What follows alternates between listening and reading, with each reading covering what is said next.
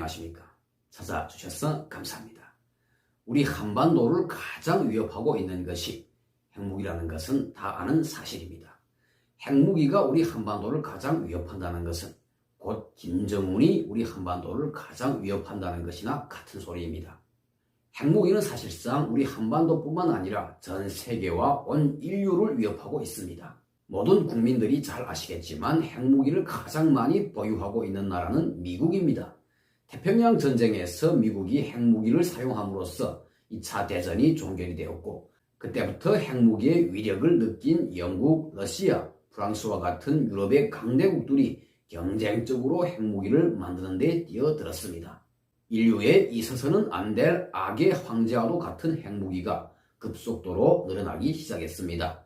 핵무기는 완전히 나라의 강대함을 상징하는 징표가 되어버렸습니다. 강대함의 구도에서 밀릴 수 없었던 중국, 인도, 이스라엘, 파키스탄이 연이어 핵무기를 만들어내기 시작했습니다.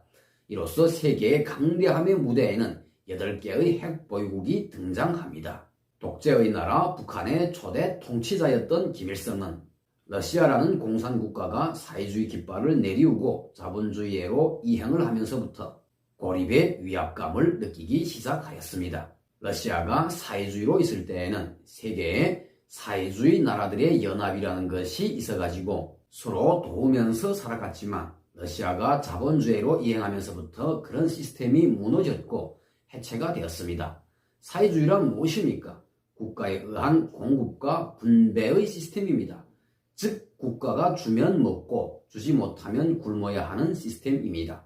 그래서 북한 주민들이 300만이 아사하게 된 것입니다. 사회주의 정치 시스템으로는 나라가 발전할 수 없고 국민들이 잘 살 수 없다는 것을 깨달은 많은 나라들이 사회주의를 버리고 자유민주주의, 자본주의로 방향 전환을 하였습니다. 모태똥에 의하여 건국된 중화인민공화국도 중국 공산당이 유일한 집권당입니다. 그래도 중국은 왜 발전하는가? 북한처럼 세습 독재는 하지 않기 때문입니다. 또 경제만큼은 자본주의 시장 경제를 도입했기 때문입니다. 이처럼 러시아를 출발점으로 지구상의 사회주의 진영의 구도가 사라짐으로 하여 공산 세습 독재 국가인 북한은 완전히 고립이 되어 버렸습니다. 김일성은 자신이 건국한 북한의 앞날이 심히 걱정이 되었습니다. 때를 이어 천년만년 김씨의 왕조가 흐르게 하고 싶은데, 그렇게 하자면 그것을 가능케 하는 카드가 필요했습니다. 그래서 생각해낸 카드가 바로 핵무기인 것입니다. 김일성과 김정일은 주민들 내부는 완전히 정리하여 놓았기 때문에 걱정이 없었습니다. 쇄국 정책으로 주민들이 세계를 볼 수 없게 하였고, 보위부, 안전부, 검찰과 같은 법기관들이 충성 경쟁을 하며 김씨들의 시스템을 지키게 하였고, 간부들이 잘 사는 나라를 만들어 그들이 알아서 주민들을 통제하게 만들었습니다. 또한 선군 정치라는 것을 하면서 이런 독재 시스템을 무력으로 받침하게 하였습니다. 북한은 완전히 양반과 상놈이 구분된 현대판 봉건 국가가 되어버렸습니다.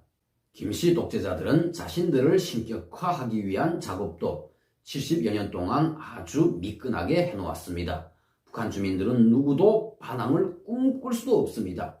모태에서부터 김씨들을 신이라고 교육받으며 자라났기 때문에 유치원에서도 초등학교에서도 고등학교나 대학에서도 생일 때나 명절이나 결혼식 때에도 모이면 김씨들의 찬양을 부릅니다. 이 말도 안 되는 것이 너무도 응당한 것으로 되어 있는 것이 바로 저 북한입니다.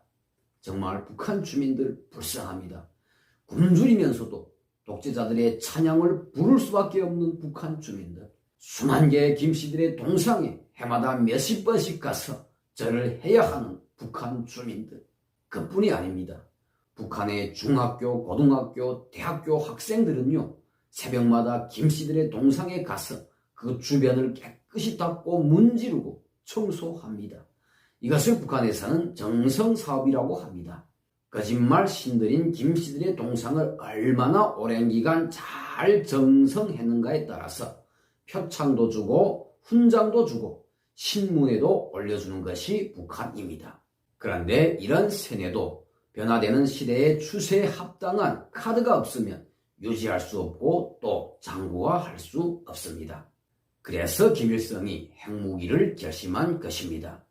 변화 발전하고 있는 핵무기라는 힘의 구도에 들어서지 못한다면 김씨 세습독재의 영구하라는 꿈도 이룰 수 없을 것 같았고 또 김씨들에 의한 무력 통일도 이룰 것 같이 못하니까 핵무기에서 답을 찾은 것입니다. 김일성은 핵무기를 설계하고 그것을 만드는 작업에 착수는 하였지만 그 결과는 보지 못하고 사망합니다.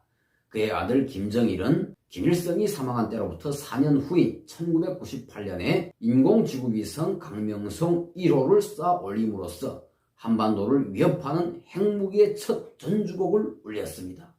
김정일은 계속해서 핵무기를 만들면서 주민들에게는 우리는 핵무기를 만들 수밖에 없다. 미국과 남조선 괴뢰들이 우리를 호시탐탐 노리고 있기 때문에 우리는 허리띠를 조이더라도 핵무기를 만들어야 한다. 내일의 영원한 행복을 위하여 오늘의 배고픔을 견디자. 우리의 물리적인 억제력 위에 평화도 있고 통일도 있고 강성대국도 있다. 라고 하였습니다. 김씨들을 신처럼 생각하고 있는 대부분의 북한 주민들은 독재자의 그 거짓말에 또 세뇌되었습니다. 북한의 독재자들인 김씨들은 핵무기를 3가지 용도로 사용하기 위하여 지속적으로 만들어 왔으며 또 만들고 있습니다. 첫째로 방금 전에 말씀드렸던 것처럼 주민들을 세뇌시키기 위한 세뇌용이고, 둘째로는 물리적인 통일을 위한 무력용이고, 셋째로는 미국을 비롯한 강대국들과 어깨를 나란히 하고 협상하기 위한 외교용입니다. 북한은 한미동맹만 파괴되고 미국이 한반도 문제에 개입하지 않는다면 반드시 핵무기를 사용합니다. 북한은 그런 때가 오기를 호시탐탐 노리고 있습니다. 한 개 도시를 날려보낼 만한 적당한 핵무기 하나만 사용해도 일본이 태평양 전쟁에서 미국에 손을 든 것처럼 똑같은 현상이 일어날 것이라는 것은 자명한 이치입니다. 우리는 우리의 벗인 미국과의 동맹을 절대로 파괴해선 안 됩니다. 북한의 세습독재 정권이 무너지지 않는 한 계속해서 핵무기를 만들 것입니다. 왜냐? 핵무기는 북한의 세습독재 정권을 유지하고 살게 하는 수단이고 보검이기 때문입니다. 즉, 저문이는 핵무기가 없으면 죽습니다. 굶주리는 주민들에게 거짓말을 칠 세뇌의 또 다른 아이디어도 없고, 또 핵무기만 빼놓으면 육해공군, 우리 국군의 게임도 안 됩니다. 그래서 북한은 핵무기에 목숨을 건 것입니다. 김정일이 한 말이 있습니다. 조선이 없는 지구란 있을 수 없다. 깨버려야 한다. 이것은 오늘날 그의 아들 김정은의 변함없는 슬로건이기도 합니다. 지금 지구상에는 약 78억 8천만 정도의 인구가 살고 있으며 핵무기는 이 거대한 인구를 100번 넘게 소멸할 만큼 많이 만들어져 있습니다. 사실 북한의 핵무기도 문제이지만 지구상에 만들어져 있는 모든 핵무기가 다 문제입니다. 사람이 만들어 놓은 물건이기 때문에 사람에 의하여 언젠가는 사용될 수도 있다라는 것입니다. 인류는 이런 핵무기의 위협을 안고 살고 있습니다. 지구상의 핵무기들을 폐기하지 않는다면 인류가 언젠가는 핵전쟁의 소용돌이 속에 휘말리게 될 것입니다.